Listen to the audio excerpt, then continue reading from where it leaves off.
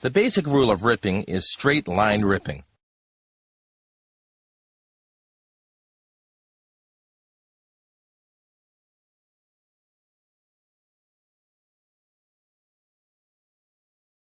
When reversing, avoid traveling on already ripped ground. This method will produce good results as it improves riding comfort without subjecting the machine to an unavoidable impact load.